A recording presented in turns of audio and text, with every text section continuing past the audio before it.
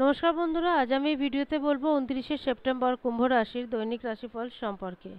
29শে September রবিবার কুম্ভ রাশির লোকেদের দিনটা কেমন যাবে, এই দিন গ্রহ নক্ষত্রের স্থিতি কিরূপ থাকবে, কি যোগ নির্মাণ হবে, তার কি প্রভাব পড়বে দৈনন্দিন জীবনের উপর, সে কথা বলবো। এছাড়া বলবো এই দিন স্বাস্থ্য, আর্থিক স্থিতি, পারিবারিক জীবন, দাম্পত্য জীবন, কেরিয়ার, চাকরি ও ব্যবসা এই সমস্ত কিছুর উপর কি প্রভাব পড়বে। তাই রাশি যদি কুম্ভ হয়ে থাকে তাহলে অবশ্যই ভিডিওটি শেষ পর্যন্ত দেখুন। প্রথমে বলবো এই দিনে গ্রহ নক্ষত্রের স্থিতি কিরূপ থাকবে। কৃষ্ণপক্ষের দ্বাদশী তিথি মাঘা নক্ষত্র থাকবে, শ্রাদ্ধ নামক যোগ থাকবে। এই যে মাঘা নক্ষত্র থাকবে, এই নক্ষত্রের স্বভাব হচ্ছে একটু উগ্র টাইপের। চন্দ্রমা সিংহ রাশিতে, সূর্য কন্যা রাশি হস্ত নক্ষত্রে থাকবে। প্রথমে বলবো স্বাস্থ্যের কথা। স্বাস্থ্যের উপর একটু নজর রাখতে হবে। কোনো অবস্থাতেই নিজের আত্মবিশ্বাস এবং নিজের উপর ভরসা হারালে চলবে না। কোনো কাজে যদি মনের মতন সফলতা না পান তাহলে ভেঙে পড়বেন না, চেষ্টা করবেন।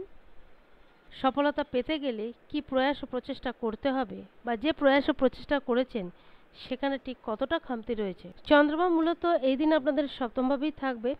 সপ্তম ভাব হলো দাম্পত্য জীবনের ঘর, পার্টনারশিপের ঘর। পরিবার পরিজনের সঙ্গে সময়টা ভীষণ ভালো যাবে। প্রেম জীবন এবং দাম্পত্য জীবনও যথেষ্ট ভালো যাবে। ছোটোখাটো কোথাও যাত্রা হয়ে থাকতে পারে।